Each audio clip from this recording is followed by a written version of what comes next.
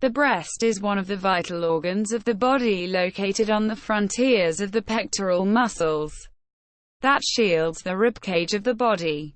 It is made up of lobule that supplies the milk ducts with milk that finally settle at the nipple. Its chief responsibility is to breastfeed newly born babies aside other quintessential roles it plays in the entire body.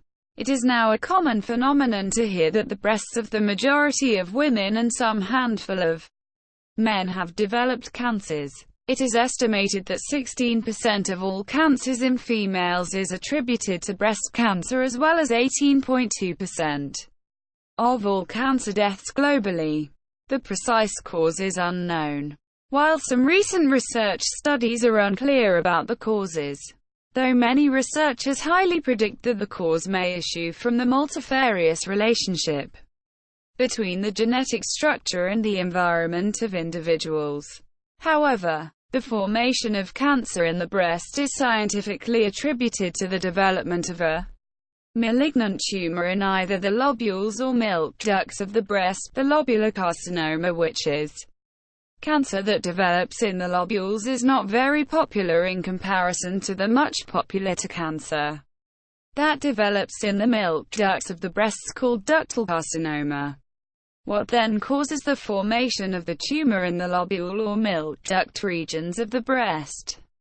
This usually happens when the tumor suppressor genes of one's DNA, which is responsible for regulating and slowing down the pace of cell division in the body, becomes weak and malfunctions. This usually incites the DNA genes of a person to mutate at relatively faster rates, creating the oncogenes that cause breast cells to develop abnormally, leading to their spontaneous divisions.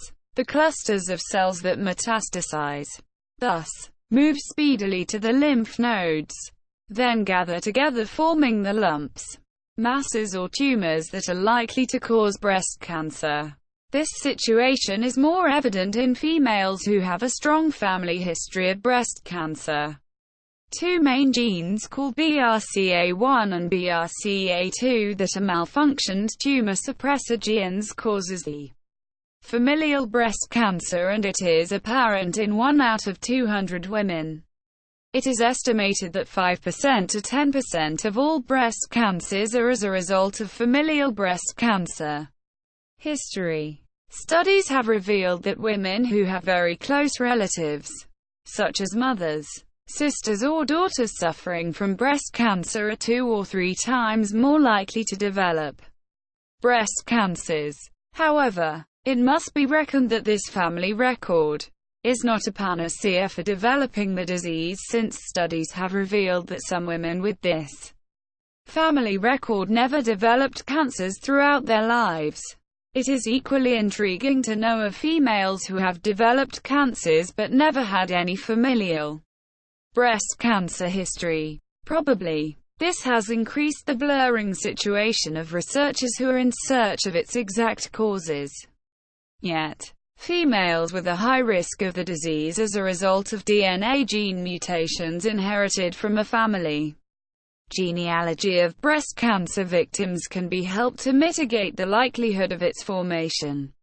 First, having a blood test carried out would unearth the kind of genetic mutation or BRCA in the family breast cancer history. Consulting the services of a genetic counselor is also worthwhile because he can provide substantial information on the type of genetic testing to carry out, as well as its associated benefits, limitations and risks.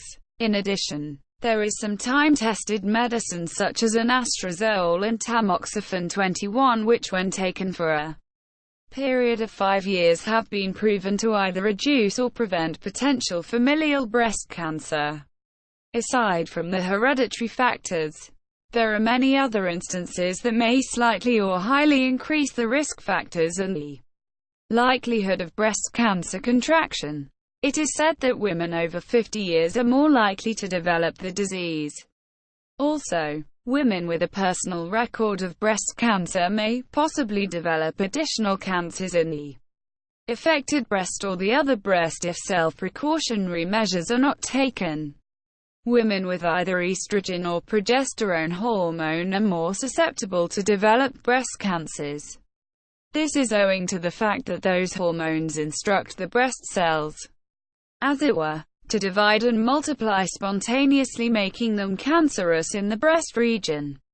As such, there is a recent alertness of some personal care products such as shampoos, deodorants, cosmetics, gels for shaving and other kinds that are produced with the addition of paraben chemicals which have estrogen properties that can slightly increase the risk factor associated with the development of cancer. As a result, such products must be inspected for such ingredients in their makeup before they are purchased and used. Another risk factor is related to the menstrual cyclical pattern of the woman. It is an evidence-proven fact that women who had their menstruation before the age of 12, as well as those whose menstruation ceases known as menopause after the age of 55, as well as those who procreate after the age of 30, are all likely to develop the disease.